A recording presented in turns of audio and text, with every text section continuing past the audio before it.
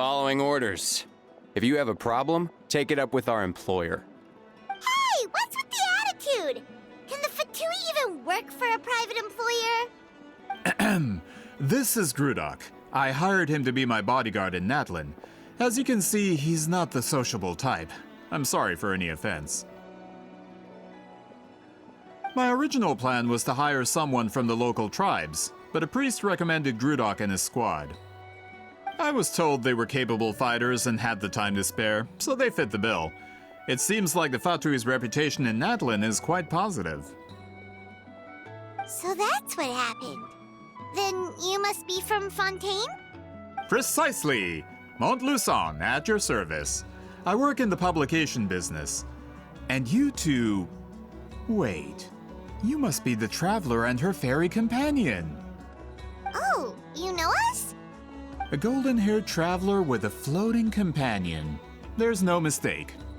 Your exploits in Fontaine have all the makings of a best-selling series. I'd be a failure of a book merchant if I couldn't recognize you. Wow, we're really famous at this point, Traveler. It's truly my lucky day. I know this is sudden, but I was actually looking for you two. You see, I have a favor to ask. So, you chased us all the way to Natlan? That's a little creepy. You'll be generously rewarded, I promise you. Well, at least he got straight to the point. Should we hear what he has to say? All right, we'll hear your request. You know the great shaman Sitlali, right? I need her help with something. Yeah, but the chances of her helping a random stranger just because we asked? Yeah, Sitlali really doesn't like dealing with strangers. I heard about that from other members of her tribe. But they told me if one person could convince her, it would be the golden-haired traveler. If you manage it, I'll even double your pay. Oh yeah, we should definitely get to the bottom of that first. It's kind of a long story, and there's tribal history involved, so you should hear it from an expert. Alie, if you could. Of course. I don't often have an eager audience for this kind of thing. Nice to meet you. The name's Alie. I'm a researcher from the Fontaine Research Institute. Unlike most researchers, I have a keen interest in ancient ruins. That's why I was invited to join Monsieur Montluçon's team. Have you heard of the legend of the great shaman Huitzilin?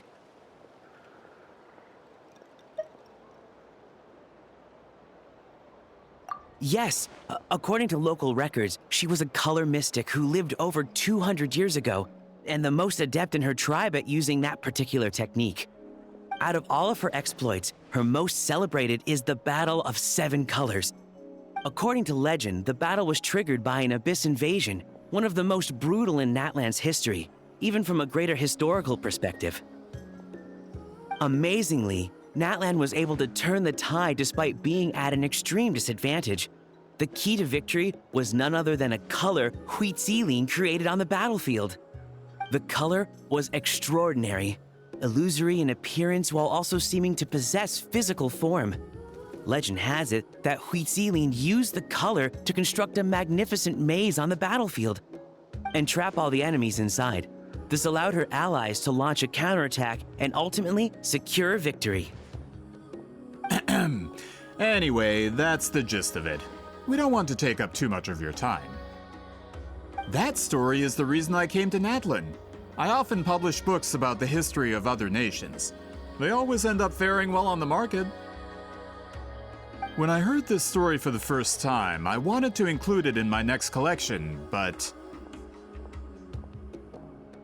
Historical records about Natlin aren't very detailed. We haven't been able to determine where the battle took place, or find any definitive evidence that it occurred at all. Even within the Masters of the Nightwind, people dispute the legitimacy of the story. Some believe it to be a myth. If that were the case, the story would not be fit for publication. But if you're just including it in a story collection, happened? Well, you see, the slogan for the collection is Restoring the Truth of History. Naturally, I needed to be factual. That's why I'm here. The Masters of the Nightwind are said to have a tradition of recording past events, so I wanted to consult their records. But I was refused access to the Obsidian Altar. Application after application, and all I received were a few ordinary woven scrolls with nothing to offer. Honestly, I'm just trying to promote their history, and they make such a fuss. According to my research, their scrolls are considered sacred relics in addition to historical records. Naturally, outsiders are rarely granted access. Not to mention, the scrolls we did get to review actually contain a huge amount of information. I just need more time, and I could... We've been over this, Alier. There's no need to waste time on those scrolls when we have a better way. Seat Lally, you mean? Exactly. You're well aware, I'm sure, that Sitlali has been alive for more than 200 years. That means she lived during the era of the Battle of Seven Colors.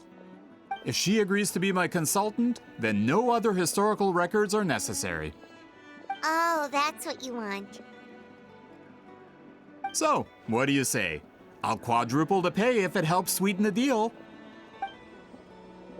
Well, it's not that we don't want to help you. Oh, right! The duty the chief gave us has a lot to do with Wheat Ceiling. Who knows? The Battle of Seven Colors might lead us in the right direction. All right, we'll help you convince Seat Lally. Just let us do the talking, okay? Of course.